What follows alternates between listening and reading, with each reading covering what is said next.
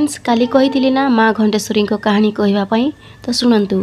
प्राय 450 वर्ष पूर्व महाराष्ट्र राजा संबलपुर राजा को भेटा आसी। संबलपुर राजा महाराष्ट्र को जंगल बुलाइक नहीं जीवा बाटर गोटे बालक और बालिका को देखिले। दुई छुआ दुई राजा को अटकाई जंगल न जावाई मना करथिले। कहिथिले जंगल भितरे विपत्ति अछि। राजा दुई छुआंकर परिचय पचारिथिले। दुई छुआ कहिले काली प्रातः समय आस सबू जानी परिबो। आ जंगल भितर को दौड़ी पळाइथिले।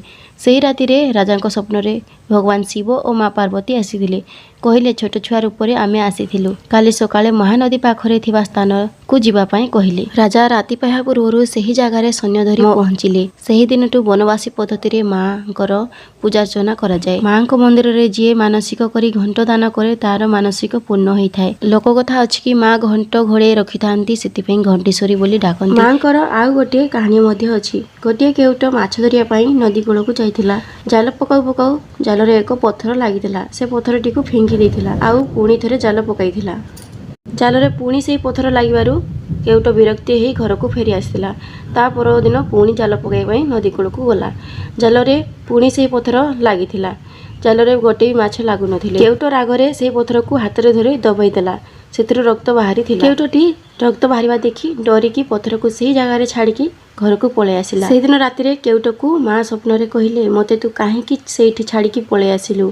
मते तू नेइकी आसे आउ स्थापन कर। आउ गोटे कथा मने रखिबु मते तू स्थापन करिवा परे से जगह रे तू रहिबुनी दूर को चली जिबु। तापरे केउट माँ को आनी स्थापन कला। आउ से जगह रे रहिला नै दूर को चली गला। से केउट छोटराजपुर राज्य को चली गला और सेही स्थान रे से राजा हला।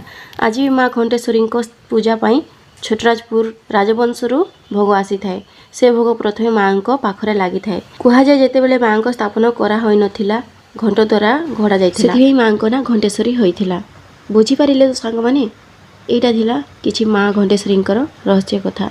जदि माँ को वीडियो भल लागि थाए please like comment share and subscribe करबा जमा भी भूलिबेनी। Thank you. जय माँ घंटेश्वरी।